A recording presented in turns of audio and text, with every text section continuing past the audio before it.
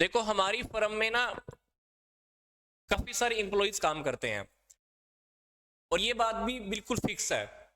किसी भी ऑर्गेनाइजेशन की जो सक्सेस है ना, सफलता है, ये किसके ऊपर डिपेंड करती है? एम्प्लॉयज के ऊपर। अब एम्प्लॉयज का एफिशिएंट होना, योग्य होना, निपुण होना और उसमें काफी सारी क्वालिटीज का होना बहुत जरूरी होता है। तो हमें क्या करना है?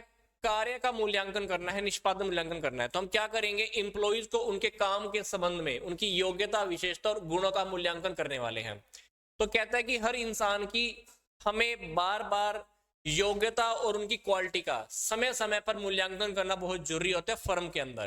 क्योंकि वो क्या बोल रहा है, किसी भी फर्म का जो भविष्य होता है ना, वो डिपेंड करता है एम्प्लॉयज के ऊपर।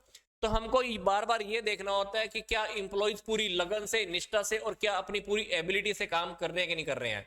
तो अगर वो अपनी लगन, निष्ठा और योग्यता से काम कर रहे हैं तो कोई भी फर्म अपनी टारगेट को बहुत आसानी से अचीव कर सकती है।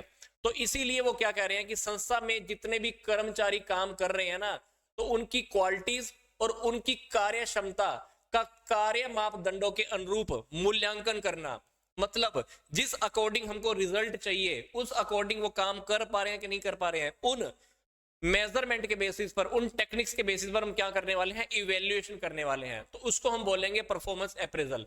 मतलब परफॉर्मेंस अप्रेजल के अंदर क्या होने वाला है?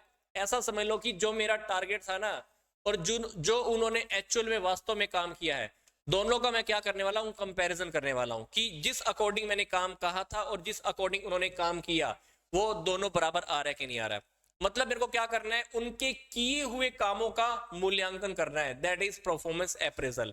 पर इसके अंदर हम इंप्लॉइज की योग्यता, क्वालिटीज, दक्षता, सारी बातों को ध्यान में रखने वाले हैं। तो परफॉर्मेंस अप्रेजल के टॉपिक में वो कह रहा है कि हमको इंप्लॉइज का बार बार टाइम टाइम पर इवैल्यूएशन करते रहना चाहिए, तो हमारा परफॉर्मेंस अप्रेजल बहुत अच्छे से हो पाएगा।